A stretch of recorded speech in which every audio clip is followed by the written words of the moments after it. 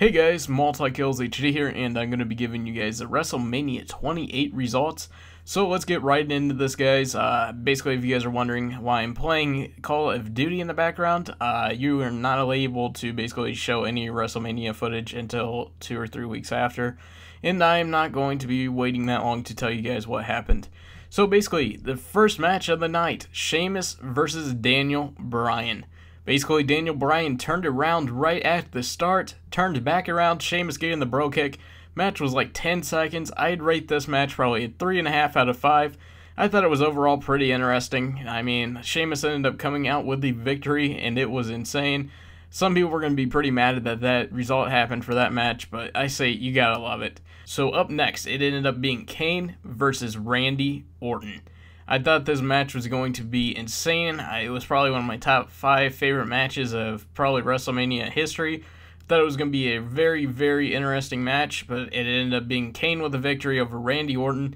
He ended up chokeslamming him and beating him. I'd probably give this match a 4 out of 5 for the entertainment value in it, and I overall thought it was pretty interesting.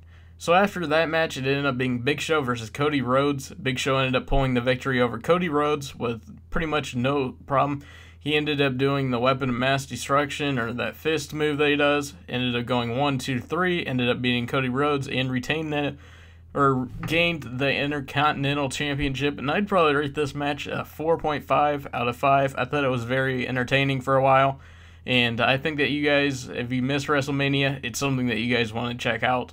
Up next after that match, it ended up being, up next was a Divas tag team match. I ended up thinking that it was pretty boring, and I ended up walking away for half the match. But overall, I'd probably give that match probably a 3 out of 5. I don't really remember who won that match. If you guys know who did, leave a comment, please. That could help the people wanting to know who won that match.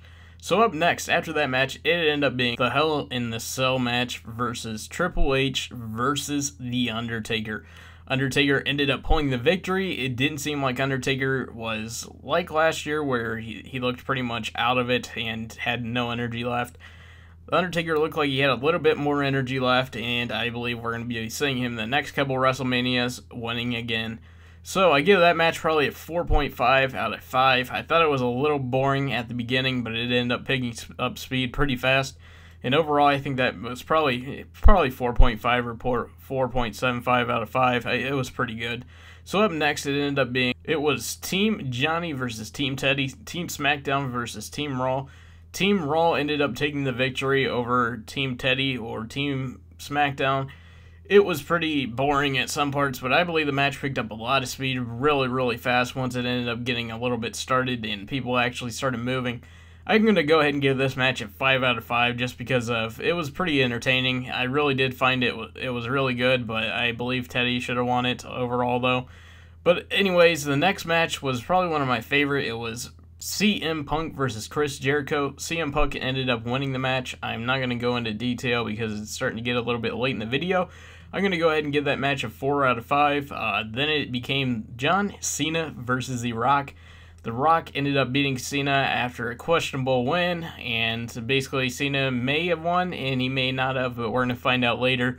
I'm going to go ahead and give the match a 5 out of 5. Thanks for watching, and make sure to subscribe.